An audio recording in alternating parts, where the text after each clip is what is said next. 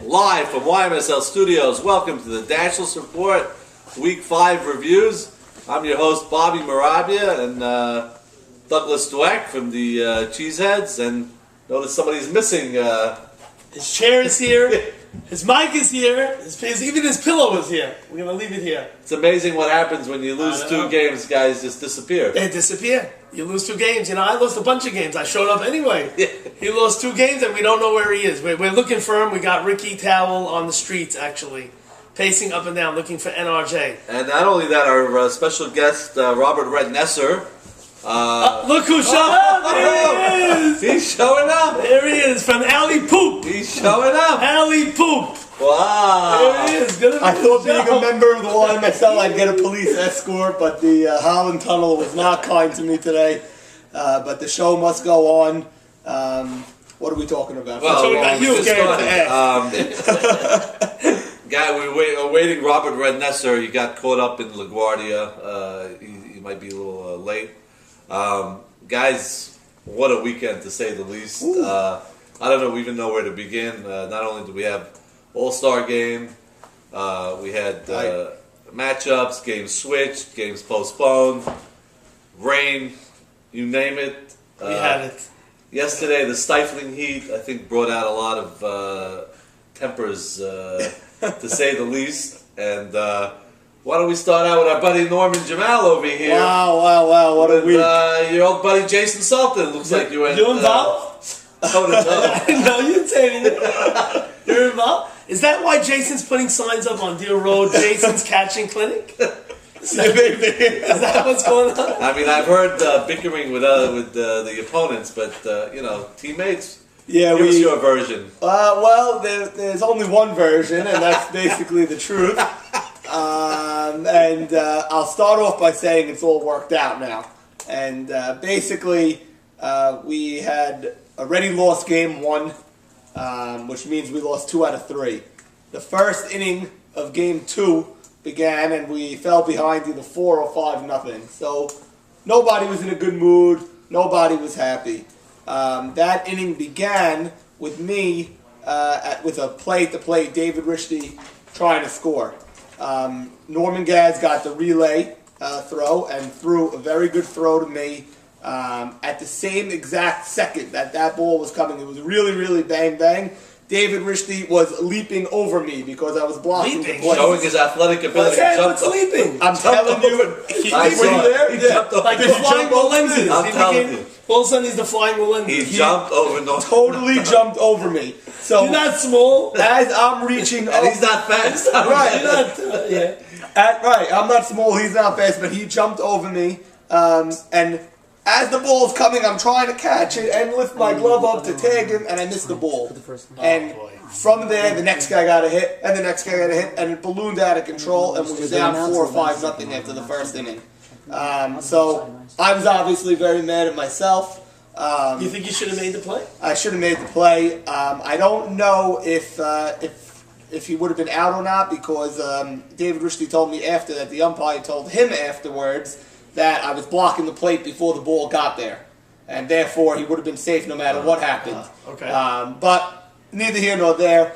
I blocked the plate. I know. I don't know. I was waiting for the ball to come. So if I actually caught the ball and tagged him, and then he was still called safe, then you would have really saw some screaming. I think also IQ was planting some stuff in the ump's ear about blocking the play without the ball. He was, really? Yeah. So that's... Yudid works the umpire on 42 different angles. After it happens, he's got to slide. He's got to, Gotcha.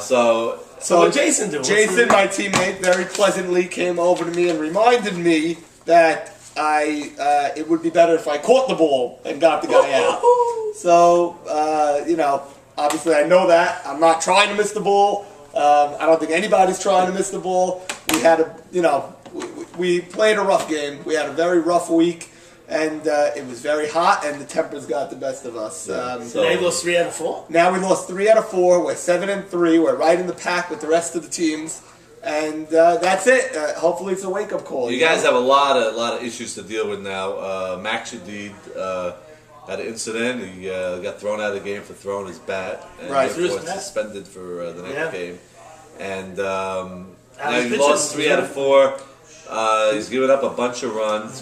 He got hit hard in the All-Star game. Yeah. I don't know if that had an effect on Jackie Towell left him in. He was facing him. Left him in and said, you're doing all right. Meanwhile, it was down like 7-0 in the first inning. And Jackie's going, don't worry about it. You're okay. Yeah. The truth is, just so we, in game one, we gave up 4 runs in the first inning. And then we started chipping away. We got 1 back, and then we got 2 more back. And the score stayed at 4-3 for a while. And it was a very, very good, crisp, well-played game for 3 or 4 innings. It was intense because it stayed at 4-3. Max wasn't giving them a 5th run, but Ike wasn't giving us the 4th run. And then finally, at the end of the game, they tacked on 2 more runs, and it was out of reach. But that was a very, very well-played game. I saw no carryover from the previous day's All-Star game in Max's performance in game 1. But I did see there was a lot of hard hit balls. There was no errors, but he was getting hit hard. I mean, whether he was tired or his confidence was shot, he was. There was a lot of balls that were just being. So what happened midway through the game? He just threw his bat. No, so in game 2, after the crap hit the fan, and I was fighting with Jason. This one was fighting. We had a few different issues going on with our team. It was very bad. Max then was batting. Obviously, he was batting. He had a bat in his hand. I don't know how he got out, but he clearly got out. And he threw the bat against the fence. And like Bobby said at the time, because everyone's immediate reaction was, how can he... the umpire, by the way, when he threw him out, actually felt bad to throw him out. He looked at him, he paused. I was right there. I saw the whole thing, and he just said, you're out. What do you think? There's nothing I can do. Something he has to do, I guess, right? I hate to say it, he had to do it. You can't throw the bat. My initial reaction when Bobby said that he's going to be suspended the next game was I started telling Bobby that's ridiculous that you're going to now determine a whole season over one incident. But then the way you put it was, if someone's kid is there, God forbid, and you don't know how these fences are. We play it down, Memorial, this, that. What if there's a thing in the bottom of the fence it goes through? God forbid a million times that bat hits somebody or a helmet hits somebody. And then who knows what could happen. It could break a leg. It could be worse.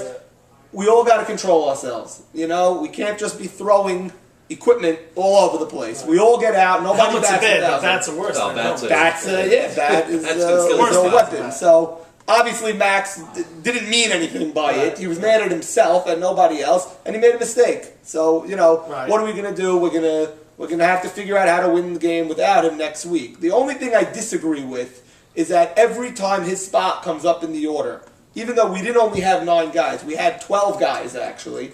Every time his spot comes up in the order, it's an automatic out. Oh, that's the way it was for your second game. So Ike Edid was walking people to get to the automatic out to end the inning. Everybody else was slotted already? Yes. Everyone else was slotted, but I don't know. I don't think it's fair that every time I was there, I wasn't batting in game 2. I think it should have been allowed that I could have batted. It's not like we only had 9 people left.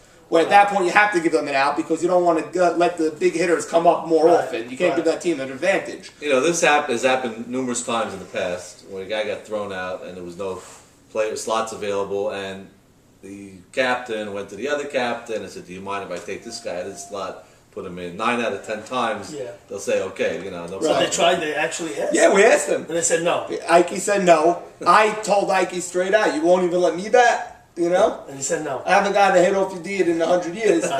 You won't even let me bat. He looked at me like he was going to say yes, and then said no. He did that same garbage when he acted like he wasn't going to walk Ralphie Chira. He's like, Ralphie Chira was up with 2 outs right before that spot. Right before the Max Edid spot. And Carlos Abadi from his shortstop was yelling at him, "Walk Ralph Chira." Intentionally walk him to load the bases because the next guy is an automatic out, inning over. Ike didn't say okay. He went to the mound. He acted like he was going to pitch. He set up and put the ball on the floor. You walked, innings over. Really? I mean, game's that. Now I want to be clear. He didn't do anything wrong. He played by the rules of the game. But I guess the viewers can determine for themselves. That's rubbing it in. It's rubbing it in. It's kicking the other guy down. He must have lost it. He must have went crazy. And it's his own son. It's his own son. It's kicking him let me tell down. you, you watched that game yesterday. It was not a father-son type of matchup. It's more like the Hatfields and McCoys. It was like Major League, the line when they say he threw at his own son at the father-son game. Yeah, there was certainly no love lost yesterday. They were going at it. It was competing, and which is the way they should. But that's probably another reason why. He probably lost his school a little bit, losing to his father, and his father was a little Probably, intense. yeah. It was a heated game, but nevertheless, you guys came up short. Yeah. And now you lost 3 out of 4. You're a game behind Insane in the standings, and so we got to see. We'll go review next week's matchup a little bit later. Now, Douglas, not to be outdone, Douglas, your game at Meadowbrook was one for the record books, and remember we have a time limit. Let me tell you something. Yeah, I mean, it's very, very hard to outdo what just happened. But anytime you lose by 2.5 runs, I gotta tell you, if you're losing by 2, you're losing by 3. No one knows the score. Right.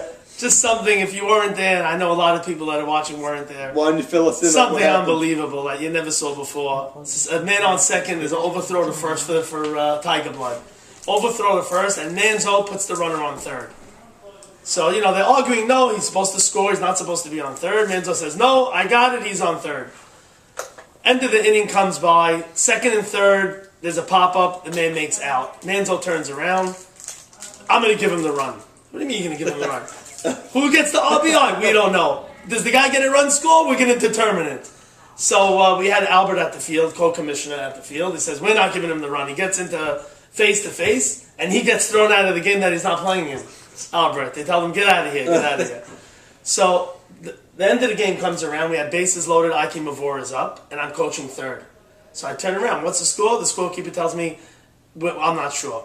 It's either 7-5 or 8-5. So I said, what do I do? Is he the game-winning run on first base? Right. He goes, just keep scoring as many as he can, and then we'll decide at the end of the game. So, of course, Dash comes up to me. He goes, what are we going to do about this? I said, Dash, don't worry. We're going to give you the run. As long as you lose by 2, you got the run.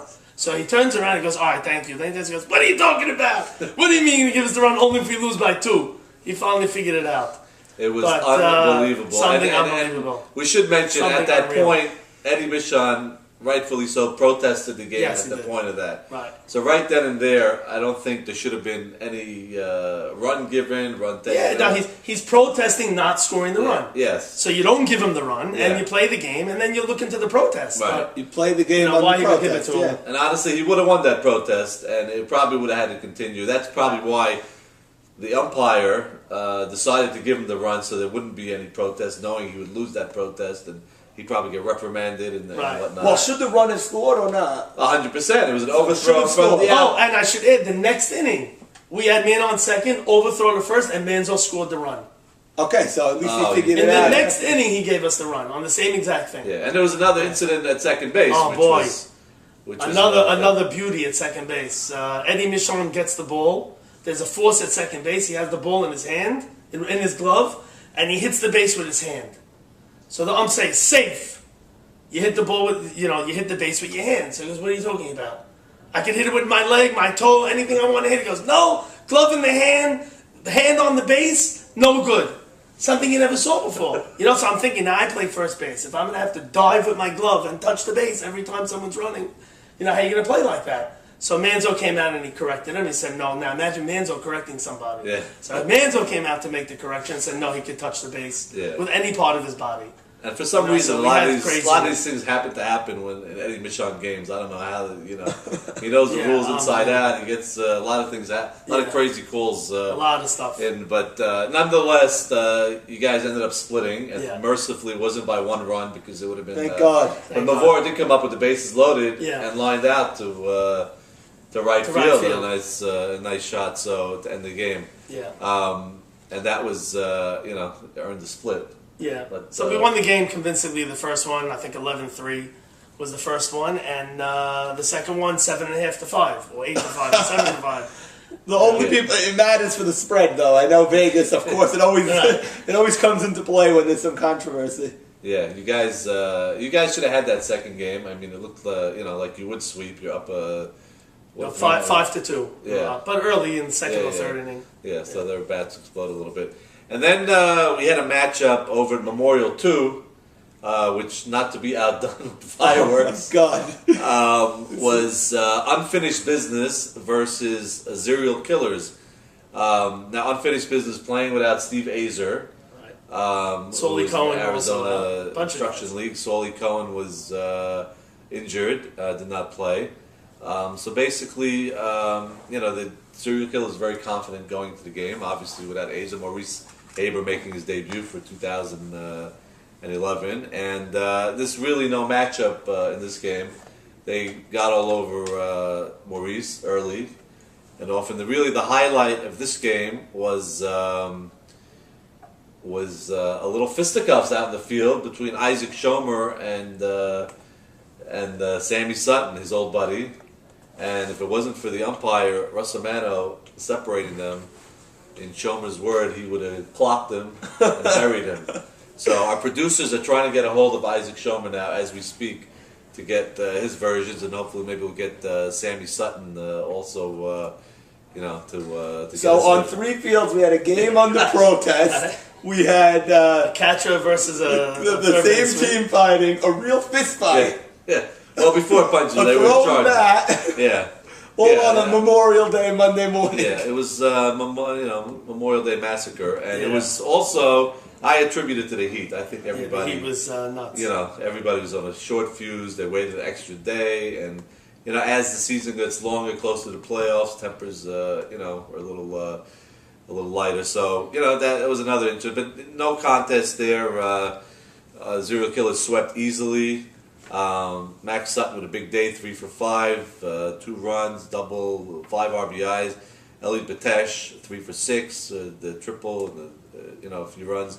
So that was a very interesting game, and that really changes that whole dynamics of the standings now. Yeah. They're both tied 6 and 4, but Serial Killers has a tiebreaker right now. Right. So Yeah, well, call it as it is. Serial Killers clearly got a gift over here that they played this week when Azer couldn't pitch. They didn't play the real unfinished business. Right. Azer wasn't there. It's a completely different team, and because of the Sunday to Monday switch, unfinished business was also missing some of their other players. I know Nemi Katz also wasn't there. Nemi Katz wasn't there. Was he there? I thought I saw him. I thought he Oh, yeah, wasn't yeah, going to yeah. come, but then he I showed think up. they said Maurice gave a donation to the newspaper he works the for. Jewish or something Press. like that. Steven And, Safdie came late in game 1, but Yeah. whatever it was, Serial Killers clearly got a break, but they took advantage of it, and now they're 6 and 4. Well, listen, that they do what they did what they're supposed to do when A's is not there. You got to sweep. You can't, if they earned a split, Maurice would have been on cloud 9. So that was Right. they did what they had to do. And Red, once again, is in the thick of a playoff race. Say what you want, the guy delivers. Now, Stevie missing any more games? Didn't he call in and say he's made Yeah, he some might. I more? don't know. But now that they lost 2, I'm sure Maurice is also Right. making donation to another organization. By the way, we have a new number now for our hotline. It's 732-5YMSLSY, and we look forward to hearing your calls. Or 732-5YMSL55. Unbelievable.